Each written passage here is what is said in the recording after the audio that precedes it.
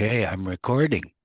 This is The Silent Word, Chapter 17, Adi's Story.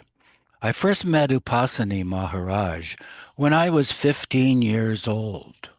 When I was 15 years, I was home on vacation from the Parsi High School in Panchgani. My mother, Gulmai, by then had become a frequent visitor to Sakori, and one day she asked me to accompany her to the place. I upbraided her for running after some Hindu master instead of adhering to Prophet Zoroaster. She told me not to speak disrespectfully of any master, and then appealed to my manliness, for there was no other male relative available, and a woman never traveled alone. So I went with her. When we arrived, Maharaj was coming across the fields towards his hut. Gulmai greeted him with great reverence and garlanded him with a garland of fresh flowers which hung down to his feet. I had never seen a man of such power and authority, and I immediately, without thinking about it, bowed down to his feet. He was very kind to me and was obviously pleased with my mother's devotion. During my last year at school, I wrote in Marathi many letters to him, to which he replied through Durgamai. His letters were full of affection and advice to study hard and look after my health, and all would be well. After appearing for the matriculation examination, I came home and waited for the result. My father had built a three-storied house in the Shani Gali locality in the city, and Gulmai was eager to invite Maharaj to the house warming ceremony.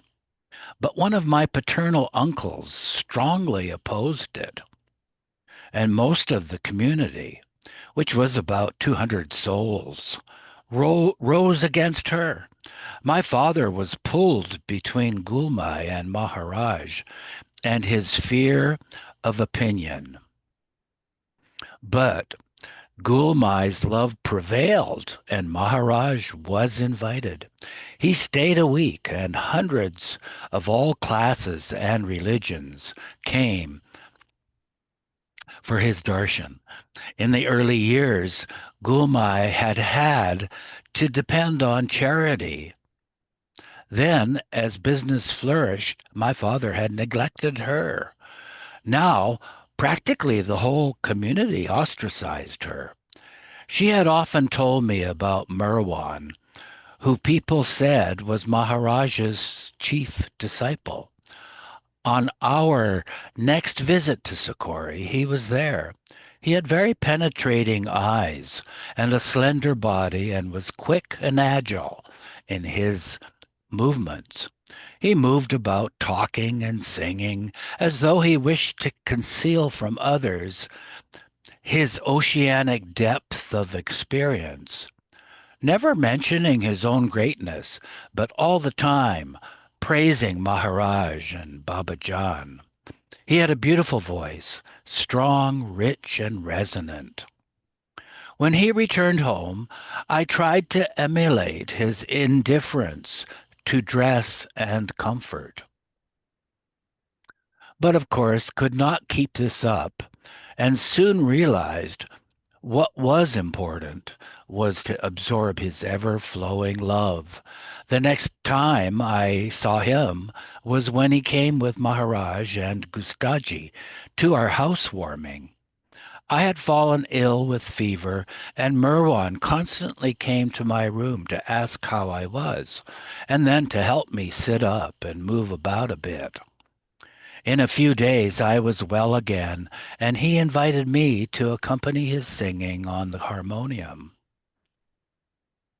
One day I found myself alone with him, and he brought up the matter of my future. If I joined him and became a fit instrument for his work, my My discipleship would became would become famous among the devotees who would flock in thousands to him. I felt an immense joy at being so asked. It was decided that since I had passed matriculation, I should for now go to Deccan College, and one day he would call me. In Pune, although Merwan was often in my mind's eye and in my heart's embrace, I did not seek him out until I met one of his Mandali, Bailey J. Irani, who told me that Merwan was now staying with another of his disciples, Arjun Supakar, in Kasba Path, the other side of the city. With great difficulty, I found the place, and I was overjoyed to see Merwan again. I became a regular Sunday evening visitor and found that Merwan was now being called Meher Baba. He told me to keep my activity attached to my duty, which was to study hard, but to keep my heart attached to him. After trying to carry this out for some time, I asked Baba, should I try to think of him all the time, simultaneously with studying? And he said, no. When you are studying, give your mind wholly to study. But as soon as you put your books aside, remember me. To love one's mother or brother, one does not have to force the mind to think of them all the time.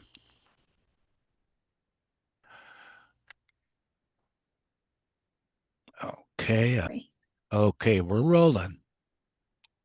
Chapter 18, Pendu Story. My mother was Baba's mother's sister. We lived nearby in the Butler Mohalla. My parents used to tell me and my younger sister Nadja about Zoroaster, and I used to think, wouldn't it be wonderful if in our lifetime there was such a one? I was about 8 or 9 years then. When I was 10, Merwan taught me the catechism, and I used to think about it a lot. Early every morning, Merwan would sing Mona Jatu, the Zoroastrian hymn, and his rich voice could be heard everywhere, and people would stop what they were doing and listen. I used to think how lucky it would be for all of us if Merwan became Avatar. He is very religious minded. He might easily do so. In 1917, when I was 14 years, we moved house, but it was not far from the old one.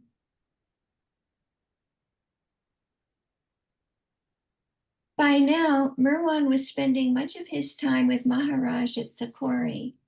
Always before setting out, he would come and tell mother he was going. And on his return, he would always first go to her and tell her he was back, and then go to his parents' house. We, for our part, loved him very much and respected him as an old man and took his advice in all matters. And the neighbors would come to our house for him to settle their quarrels. Often he would come in the evening with a few who had already become his disciples and play cards. Jal, Merwan's brother, was his mother's spy. She would say to him, go around to Pila Masi's, that's Aunt Pila's, and see if Merwan is there and what he is doing.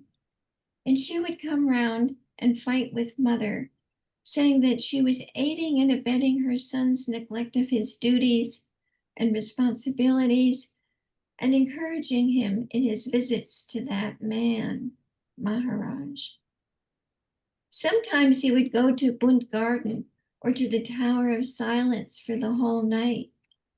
When it was Bunt Garden, he would bring back in the morning a bottle of water from river and come straight to our house and give some to mother and Nadja and me. We, of course, knew about Babajan. Merwan used to speak of her. At one time, she used to spend the nights in a small masjid or mosque in Rastorawada, Rusterpeth, and she would pass our house, and mother would tell me to go out and take her darshan, but I was too scared because it was said she used to beat people. Mother was always asking Merwan when he would take her to see Maharaj. One evening she had an attack of asthma from which she had suffered for long, and asked him again, grumbling that she would die without seeing him. Merwan gave her some sweetened water to drink, saying, "Drink this, and you will be better in the morning, and then I will take you to Maharaj." She went to sleep happily and passed away in her sleep. Naja and I went to live with Daulat Masi, and father went to Ahmednagar for work. It was he who first told some of the community there about Merwan. Soon after this, in 1919, Merwan took Shirin Mai, Daulat Masi, Khorshid, his brother Jamshed's wife, and Naja and me to Maharaj. Maharaj told us that Merwan was a very great man, like Zoroaster. This greatly surprised us all because we had been offering arti to Maharaj's picture every morning. Merwan had composed it in Gujarati for us and told us that he would give a prize to the one who first learnt it by heart. Oh, We had, by the way, the arty was every evening. For some reason, you said every morning, oh, the oh, previous you're right. sentence. Oh, thank you for the correction. Yeah. Okay.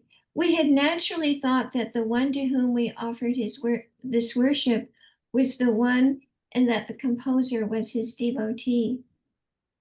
The Parsis and the Iranis are great meat eaters, but gradually, without any thought on the matter, we found that we were eating less and less meat, and one day a week we fasted.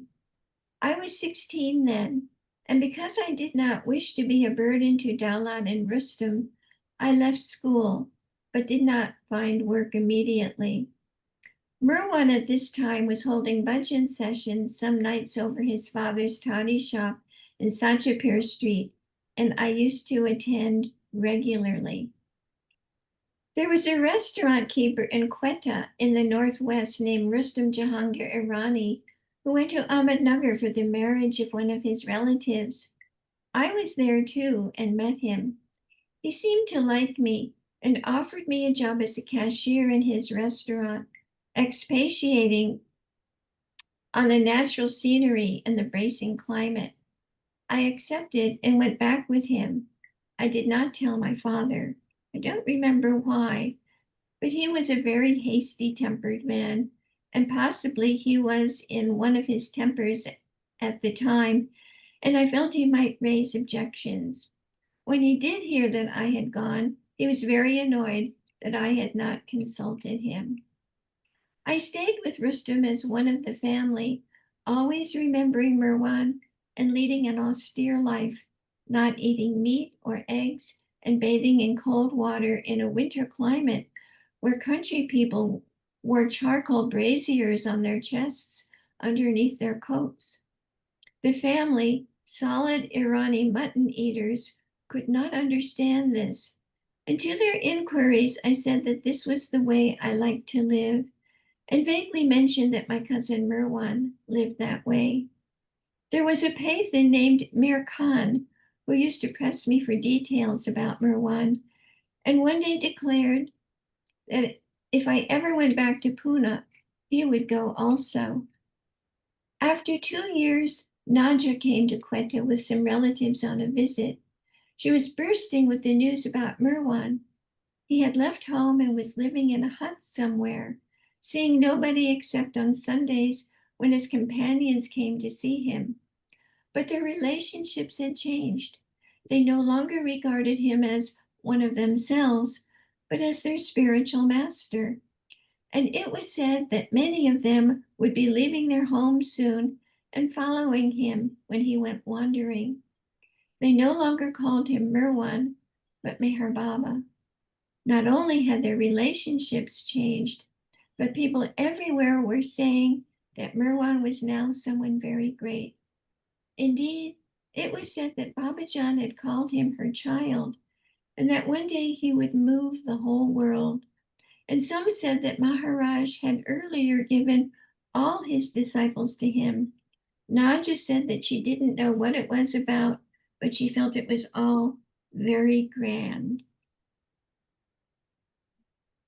But I knew, because in a moment, my respect for my cousin became a living faith in him as my master and guide.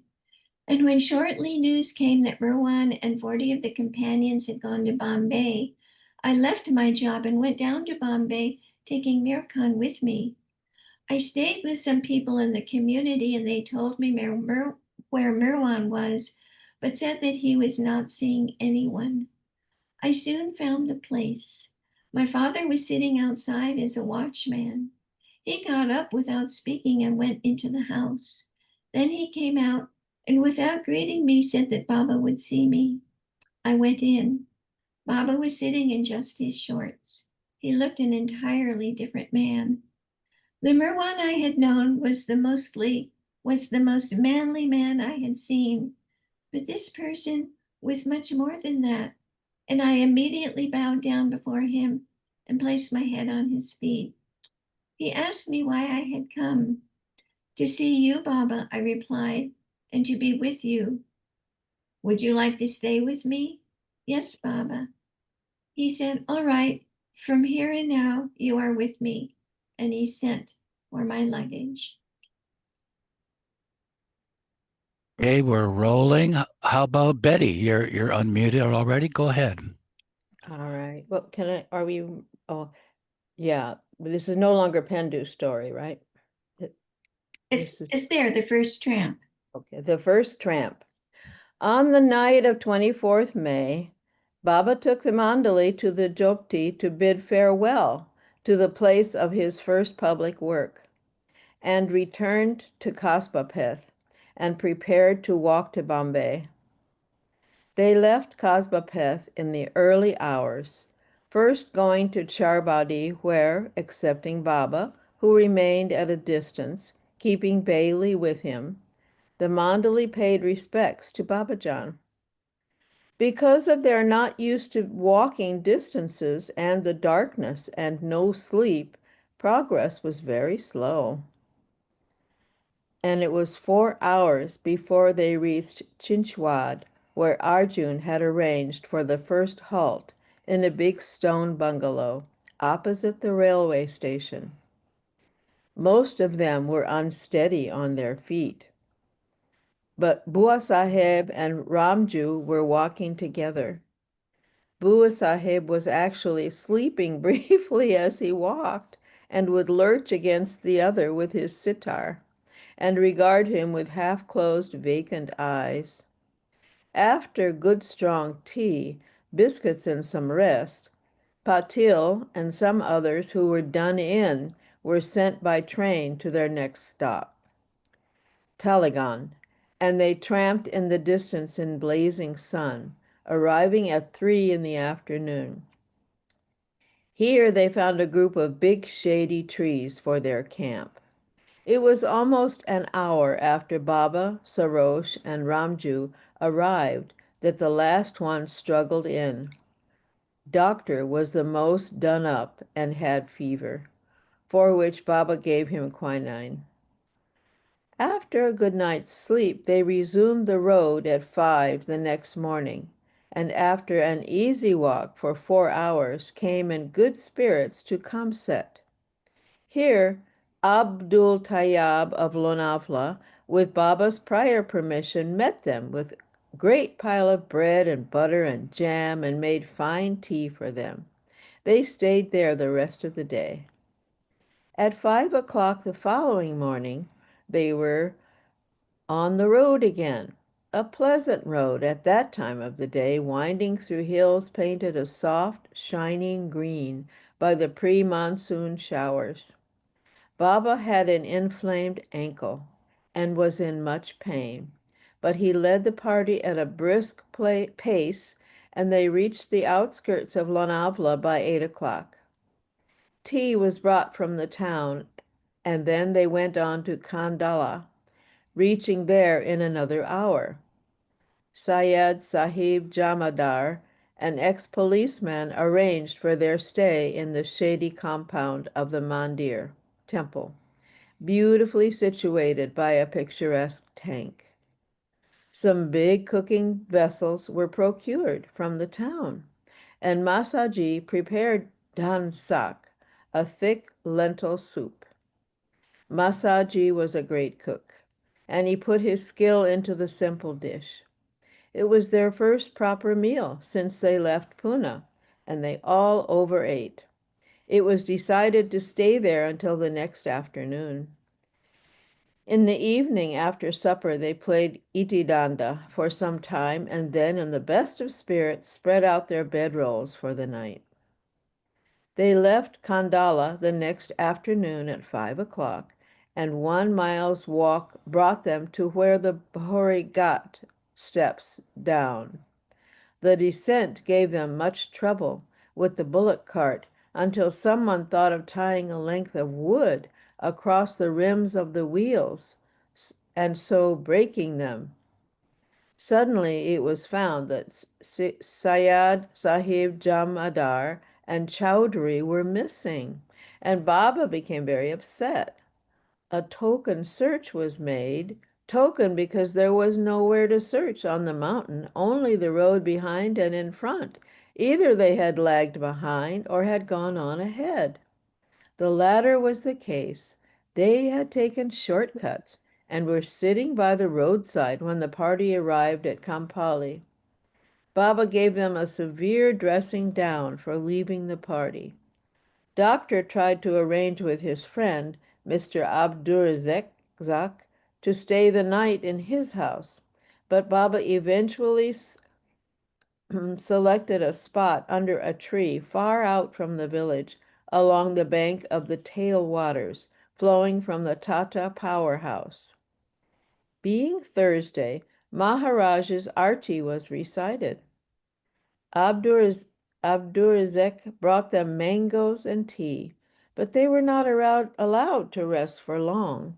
The long halt at Kandala had to be made up, and by 9 o'clock they were on the road again with lighted lanterns under a dark, starry night. Asma's feet were badly blistered, and he was walking on his toes. Baba made him get into the cart with a few more in like plight, and they went on singing, marching songs like Upasni Nath Guru Maze Ai Mazla Tav Deva Pai. At 3 o'clock in the morning, they came to the village of Chaula, where they were mistaken for dacoits, bandits. But the villagers soon saw that they looked more like people who had been robbed than robbers, and directed them to a good camping site beyond the village. But it was no time for camp selection. They wanted to sleep just where they were, and Baba did not urge them on. And soon they all drifted into that heavenly state called sleep. They awoke with the hot sun streaming down on them, so they moved under the shade of a huge tree. There was a good well nearby, and they stayed there until mid-afternoon, when the sun lost its fierceness, and then set out to Panel, reaching there at 9 o'clock, where they put up at the Dharmshala. In the morning, to the great surprise of everyone, Baba declared that the tramp had come to an end.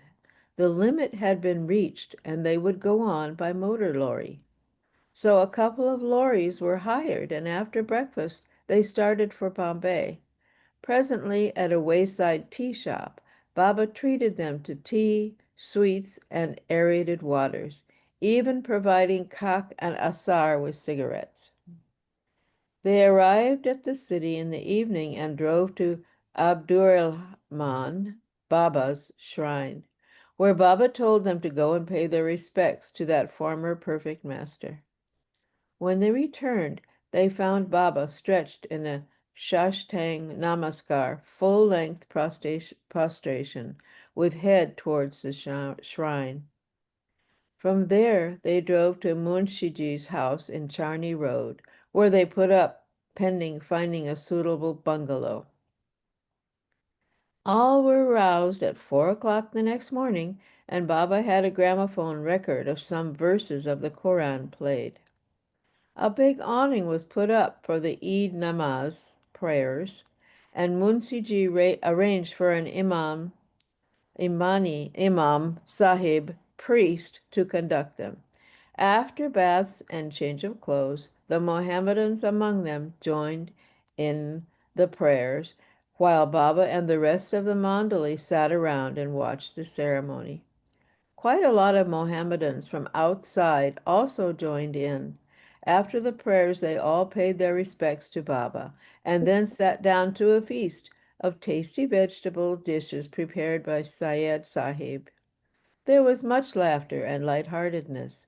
They had made another giant step of committal to the Master.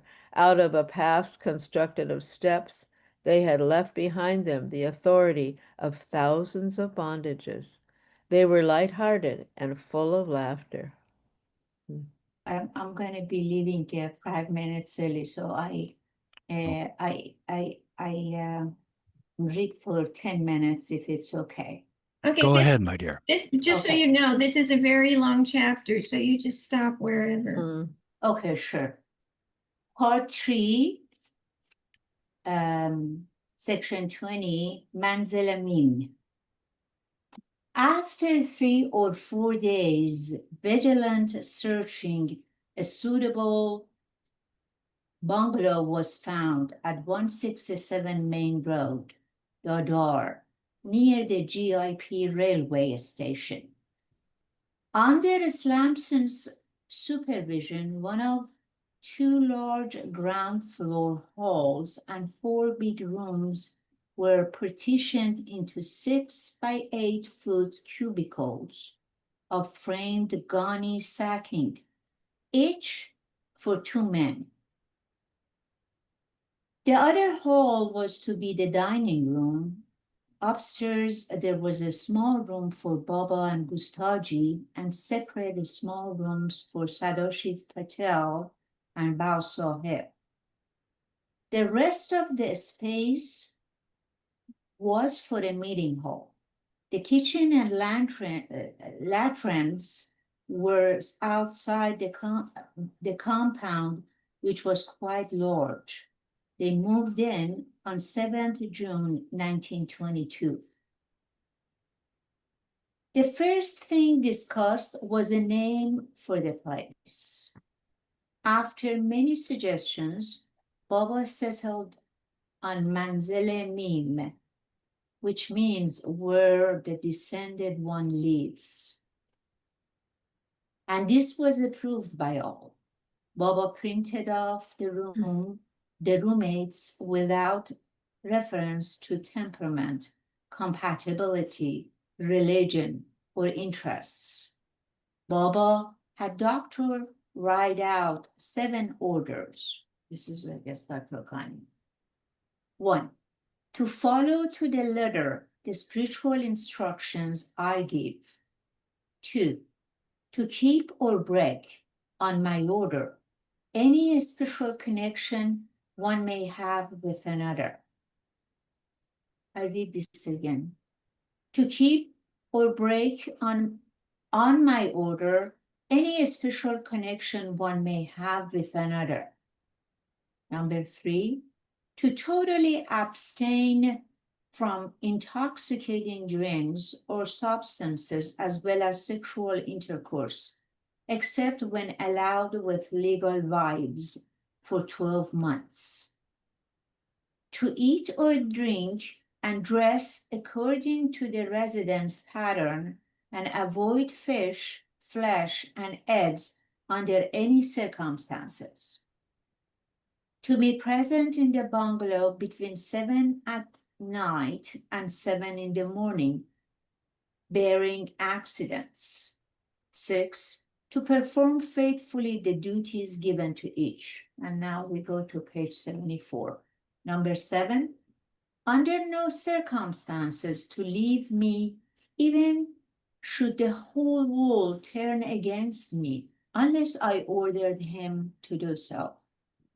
If any of these orders are broken intentionally by anyone who binds himself to my orders, I shall lock myself in my room and abstain from all food and drink.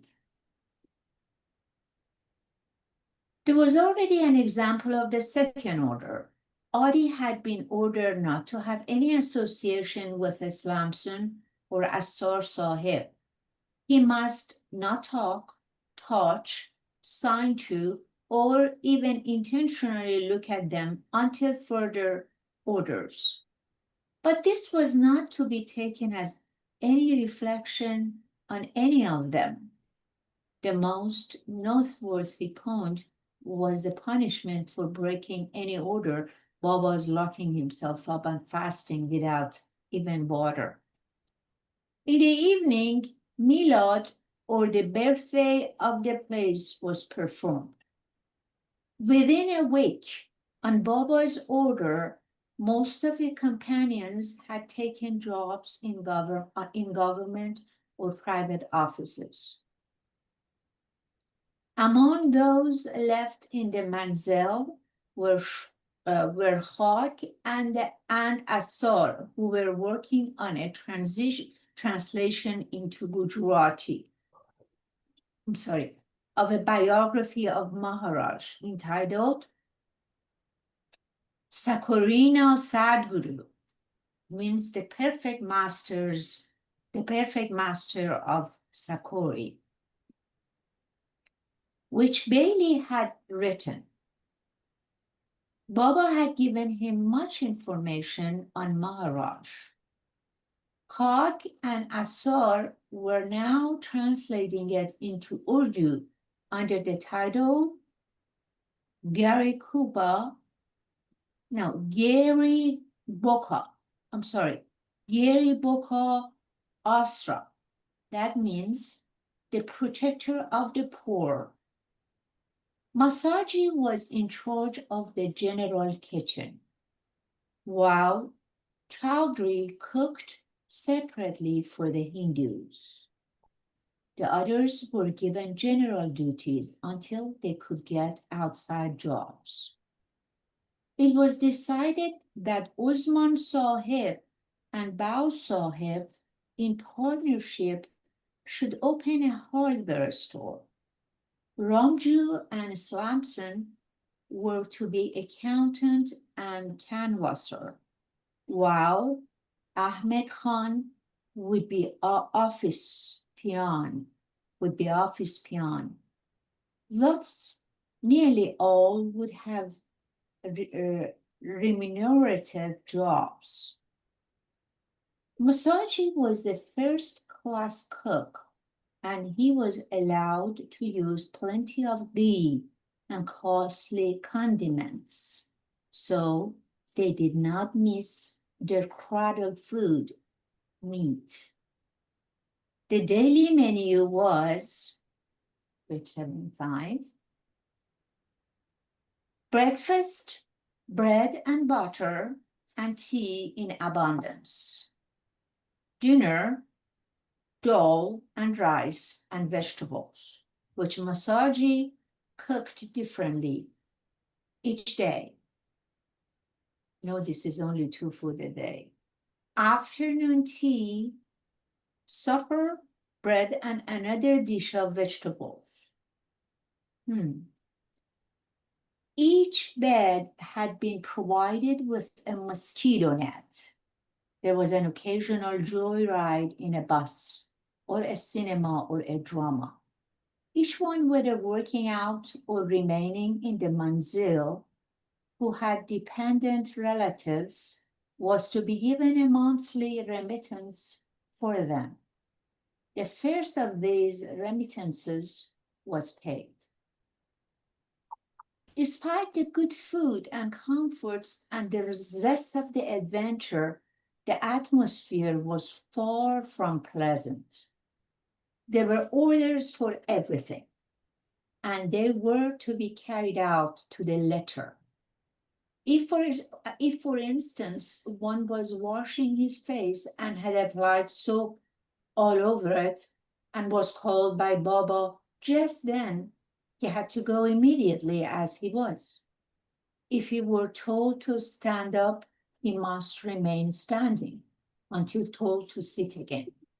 When ordered to sleep, he must try to do so just where he was. A thoughtless jest could create a storm for an hour. Besides the 7 orders, there were countless unwritten standing orders for the common daily routine. One should not read or write anything without first obtaining permission, or see or talk to friends outside. One should not even read a signboard. One day, Sarosh met a friend on the local train who greeted him boisterously. Sarosh turned his head away and stared into space. The friend thought for a moment that he had made a mistake and looked at Sarosh more closely and cried, "Why, Sarosh? What's the matter with you?" Still getting no reply, he thought Sarosh had lost his mind. After 6 weeks of residence, on a Sunday, they all went to Bandra and played games on the seashore. Up till then, Baba had not given any interviews to the public. But there was an exception with the Professor Sayani. While he and Baba were talking pleasantries, Baba suddenly said, "Nowadays, when I go out, I wear a Turkish cap." Turning to the Mandeli present, he said, "Is it not so?" They corroborated the statement, for indeed lately he had been wearing a fez whenever he went out. But they wondered why he had mentioned it to the visitor. When the professor came out of Baba's room and was about to leave, he volunteered the information that his mother, who had been sitting at Maulana Sahib's shrine in Bandra for 20 years, had asked him to go and see Baba and note what headgear he wore. Finding Baba bareheaded, he was wondering how to inquire whether Baba ever wore any sort of head covering when Baba himself gave him the information. There was also some discussion between doctor and Baba whether the former could continue his dispensary and at the same time observe all the manzil's rules and orders, especially that of reaching the bungalow by 7 in an evening. After some days of negotiations, Ramju succeeded in effecting its sale on reasonable terms. And so Dr. Ghani's American Homeopathic Stores Company and dispensary ceased to exist as a place of meeting for the friends. There is some evidence that Baba helped the matter along. Some months earlier, he had asked Doctor to sweep out the premises each morning, and the sale was the result of the sweeping. Before Doctor had been finally trapped, Baba had told him that his stores would develop so rapidly that at least half a dozen assistants would be required to handle the business. As the time passed, Baba asked some of the Mandali to compose verses. Hearing of this, Rostam Jafarabadi, the young Irani, who came to Baba just before Baba left Pune for the tramp to Bombay, became fired with enthusiasm also to write and started writing poems in praise of Baba, who greatly encouraged him by calling all the Mandali together to hear each new piece of imagination set out in lines measured by a foot rule, but by a foot ruler rather than by any material considerations. If Metrical. one, I'm sorry, oh yeah, you're right. Rather than by any metrical considerations. If one line was 2 inches, the next would be 8. And rhymes were wherever they occurred. This is Beidul, by the way, Agha Beidul. One day, lost in inspiration, he was overcarried in the train. When Baba heard of this, he called a general meeting and told Rustam that in future he was to exercise his talents only when off duty. And I stop here, if you don't mind. Okay, we're rolling. Go ahead. Okay. Marvin, you first. Okay. Baba then said to the others that since Rustam was on his way to becoming a great poet, a nom de plume must be found for him. Various names were suggested. Then Doctor said that there was a Persian poet of great repute named Bedil, but since Rustam's verses were unique, so should his pen name, and he suggested Baidul, or Marble. The reception of this was hilarious. Baba not only asked the new poet to adopt his new name, but ordered the Mandali thereafter to address him as Aga Baidul, or Lord Marble. But the best was yet to come. Baidul said that at times his pen could not keep pace with the flow of his mood, and someone should be detailed to do the writing for him. So Baba appointed Doctor as his secretary and said that he was to be sure to always be on hand when the mood seized the poet. This brought shrieks of approval. 7 weeks had now gone by.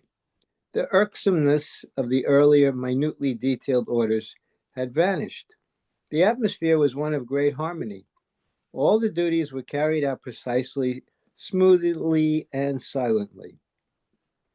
Kak and Asar worked on Maharaja's biography. Probably it was to do with this that Baba went with Kak Saheb to Sakori for 3 days. On his return, he thoroughly inspected every room and searchingly inquired if any of his orders had not been obeyed during his absence. Only a few were taken to task for minor lapses. Baba said he was thinking of sending them all to Sakori for Maharaja's darshan. On 6th August, all the Mandali, under the leadership of Gustaji, left by the Delhi Express for Sakori and arrived at the ashram the next day, just in time to join in the noon arti. After lunch, they went to Maharaja's hut and paid their respects to him, and he gave them a long talk on real happiness, and in the end enjoined them to stick to Merwan through thick and thin. The next morning they were brought to the mandir and asked to sit on the ground, while Maharaj served them fresh hot loaves of bread and tea with his own hands. He actually went round to each one and kept on serving them until they had eaten their fill. After paying their final respects to Maharaj and Durga Mai, they left in the evening by bullock carts for Shitali, where they boarded the Manmad train at 11:30. The Parsi New Year, which fell on the 11th, was a general holiday for all.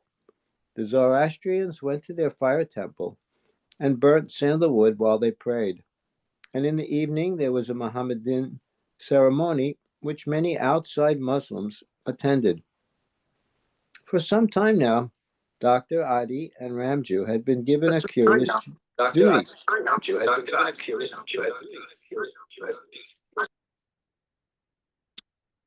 Whenever they were free from work, they had to sit with Baba in the following positions: Adi on the right, Ramju on the left, and Doctor in front of him, no matter where they were or what the circumstances, whether in the manzil or outside, even in a car or in a train.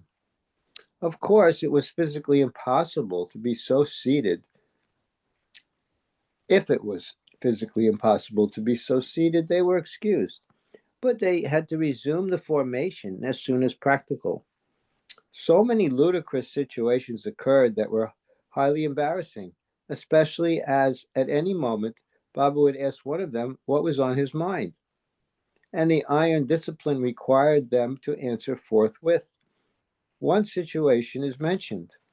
One day they were so sitting with Baba upstairs in the meeting hall when one Babu Gante came to see him, and during the course of conversation said something that made Baba get excited, spring up, and seizing him round his neck, pull him down. In spite of the man's huge bulk, he must have weighed 200 pounds, Baba handled him like a child, dragging him across the hall, down the stairs, and rolling him like a barrel across the compound. The trio had to run after him in case he wanted to sit down there. Suddenly, Baba stopped and turned round, and they nearly ran into him. Seeing Ramju directly in front of him, he gave him a resounding slap.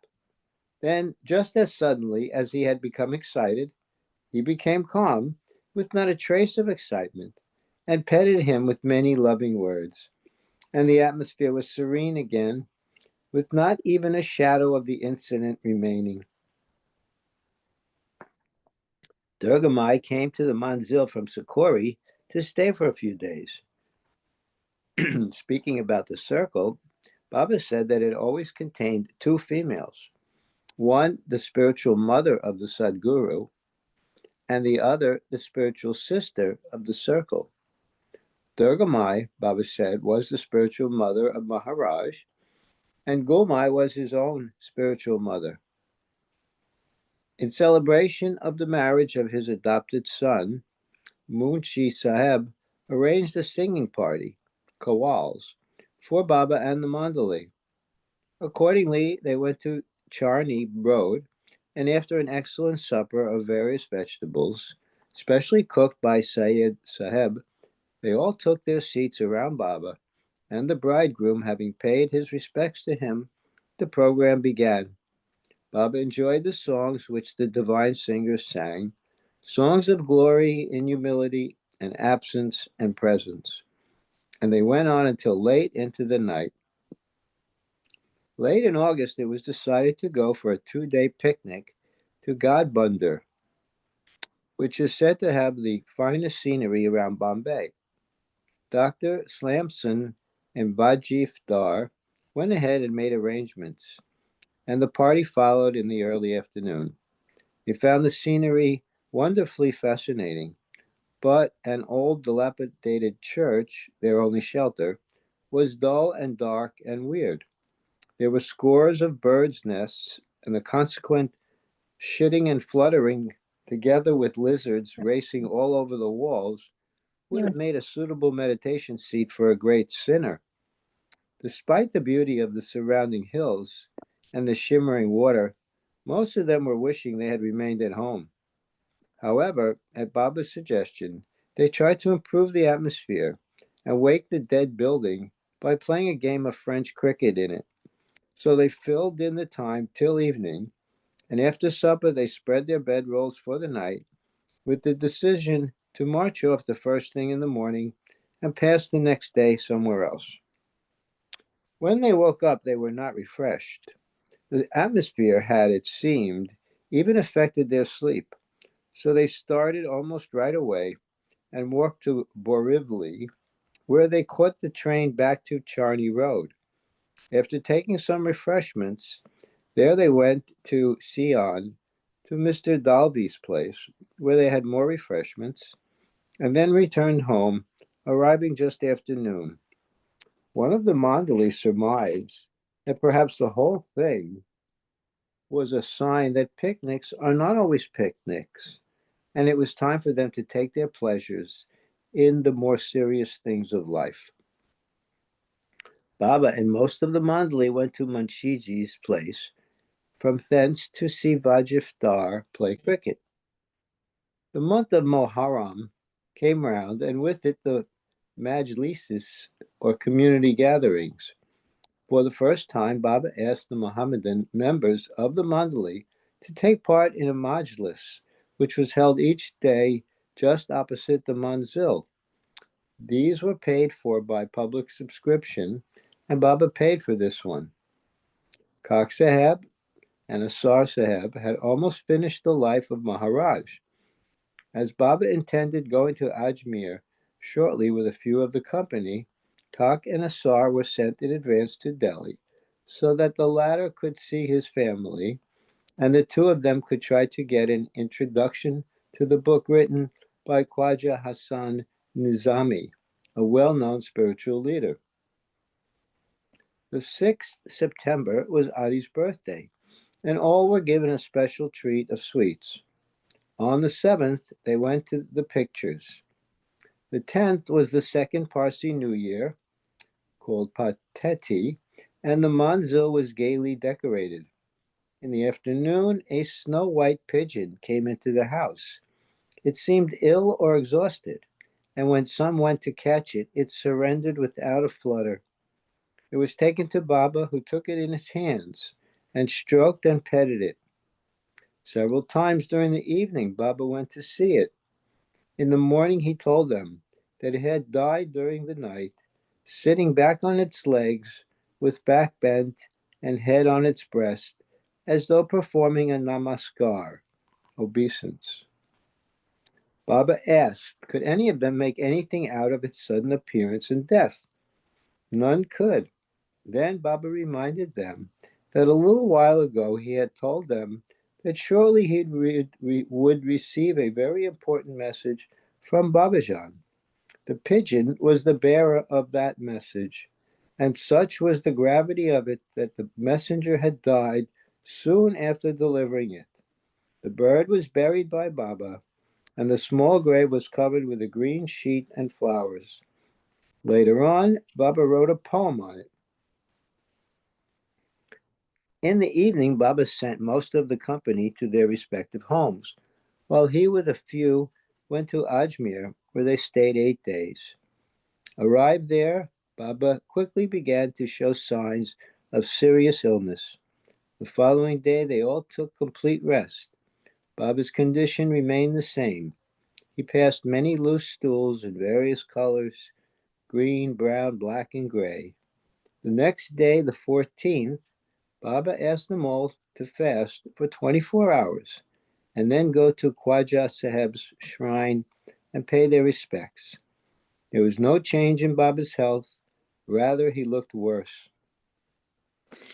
On the 15th, the Mandali went sightseeing to the Jain Golden Temple, Daulat Bagh, and the picturesque lake called Anna Sagar.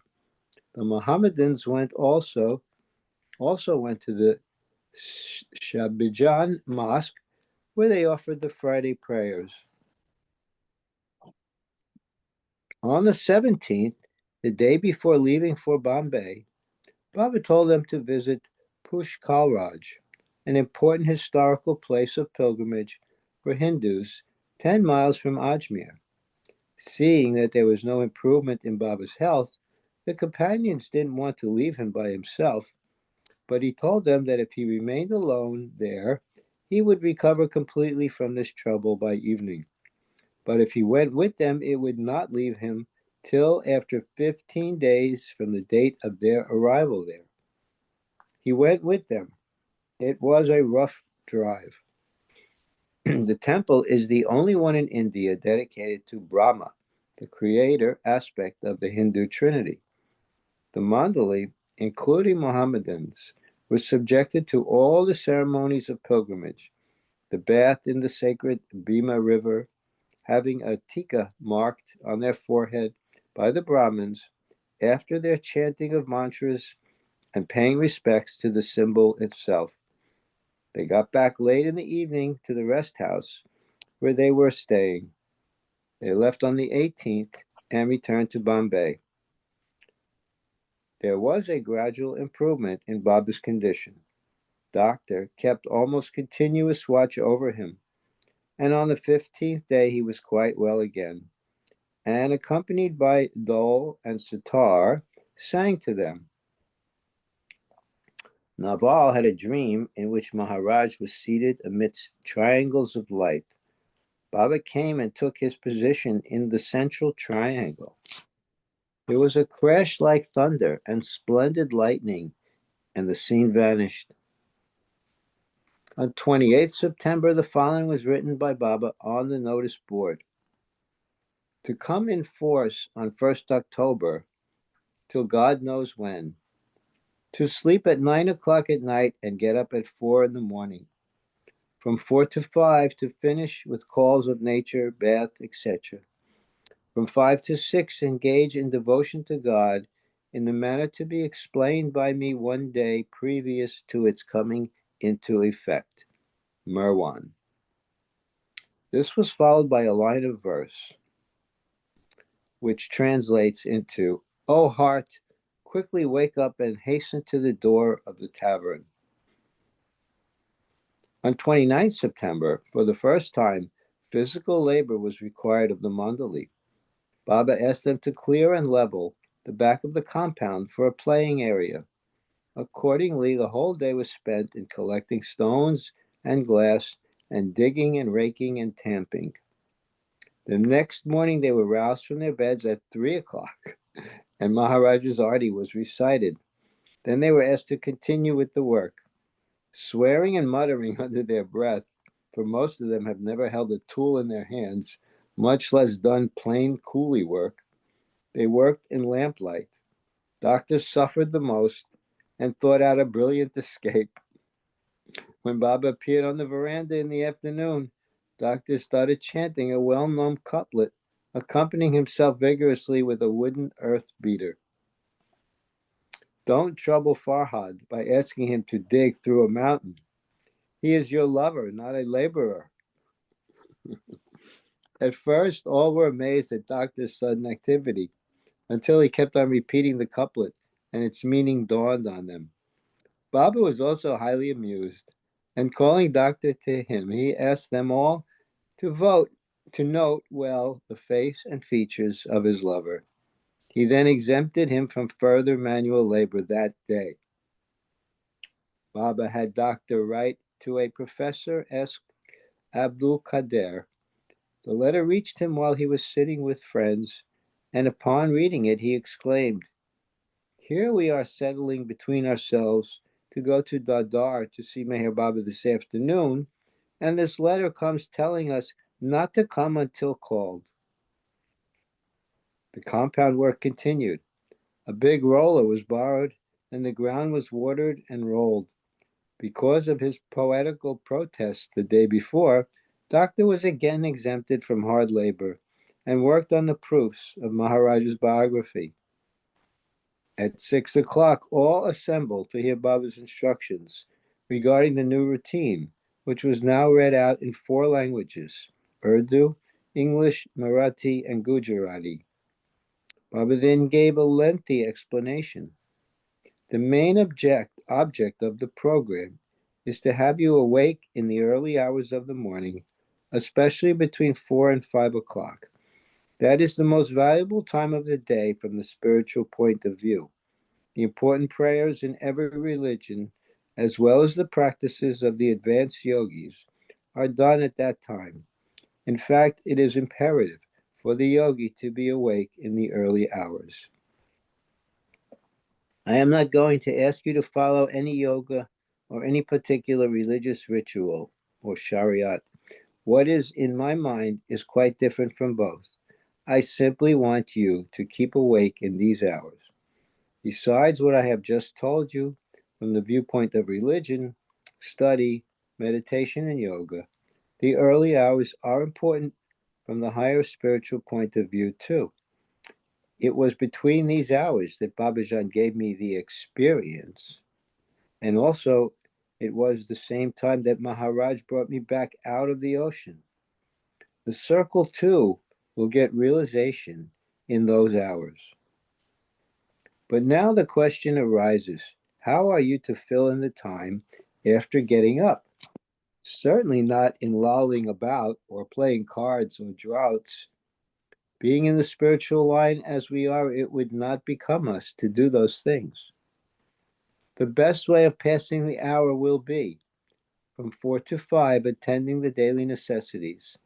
From 5 to 6, engage in repeating prayers according to one's religion for some time, such as namaz, Mohammedans, kutsi, Parsis, puja, Hindus, but spend the major portion of the time repeating the name of the Almighty.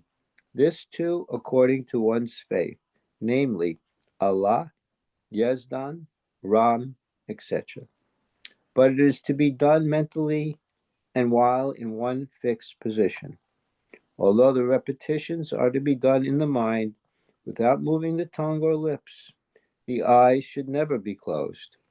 Once having taken the position, one should stick to it throughout the period till the bell rings for breakfast at 6 o'clock without changing the position, and keep on repeating in the mind the divine name with a free heart without thinking of time, etc.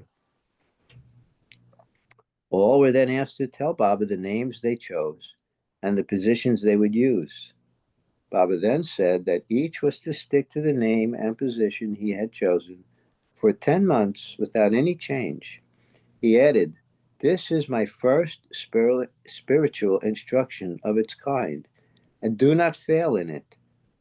With this, the meeting closed. Baba had told them that this sitting and repetition was nothing but bhakti, devotion. Yet most of them were expecting to feel or see something unusual, to have some kind of spiritual experience. Also, Baba had once said that the Mandali would get experiences in September. For them, October was near enough to September. Hence, experiences were the talk of the day. All got up, or rather were routed out of bed the following morning at 4 o'clock to peer at the world through heavy eyelids. But cold water soon brightened their faces and mood, and the devotions began. Exactly at 6 o'clock, the bell rang, and all trooped into the dining room for the inviting tea and bread and butter. After breakfast, the watering and rolling of the playing area was continued.